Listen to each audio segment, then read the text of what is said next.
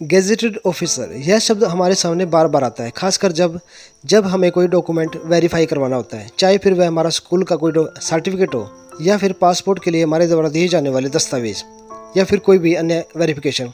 किसी भी डॉक्यूमेंट अर्थात दस्तावेज को सत्यापित कराने हेतु हमें गेजेटेड ऑफिसर के हस्ताक्षर की आवश्यकता होती है। लेकिन यहाँ पर प्रश्न हमारे सामने यह आता है कि आखिर गेजेटेड ऑफिसर होता क्या है और क्या कोई विद्यार्थी गेजेटेड ऑफिसर बन सकता है? अगर हाँ तो कैसे? इस बारे में पूरी जानकारी आज इस वीडियो के माध्यम से आपको दी जाएगी। गेजेटेड ऑफिसर वह सरकारी अधिकारी होता है जिसकी नियुक्ति के आदेश सरकारी गजट में प्रकाशित होते हैं। सरकारी गजट को हिंदी में राजपत्र कहा जाता है और जिन सरकारी अधिकारियों के नाम इस गजट में प्रकाशित होता है उन्हें गजट के नाम से ही गेजेटेड ऑफिसर कहा जाता है और हिंदी में गजट को राजपत्र कहा जाता है। इसलिए गेजेटेड ऑफिसर को भी हिंदी में राजपत्रित अधिकारी के नाम से जाना जाता है। और क्योंकि इन सरकारी अधिकारियों का नाम राजपत्र जैसे वरिष्ठ सरकारी दस्तावेज में प्रकाशित हो जाता है, इसलिए इनकी वैल्यू बढ़ने के साथ साथ इन सरकारी अधिकारियों को कुछ अतिरिक्त शक्तियाँ भी प्राप्त होती हैं। दस्तावेजों को सत्यापित करने की शक्ति भी उन्हीं का एक हिस्सा होती है।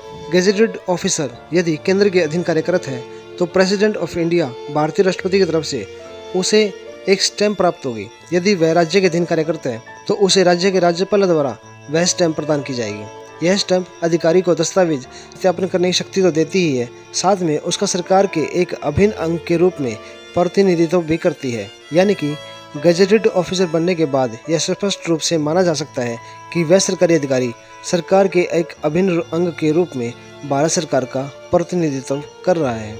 बात की जाए कि गेजेटेड ऑफिसर की श्रेणी में कौन कौन से सरकारी अधिकारी आते हैं तो सभी का नाम तो यहाँ नहीं लिया जा सकता, क्योंकि यह एक लंबी सूची है। विद्यार्थियों को दस्तावेज सत्यापन करने की आवश्यकता पड़ती है। उनमें शासकीय स्कूल के प्रिंसिपल, कॉलेज के प्राचार्य, प्रोफेसर, सहायक प्रोफेसर, तहसीलदार, सहायक कलेक्टर इत्यादि होते हैं।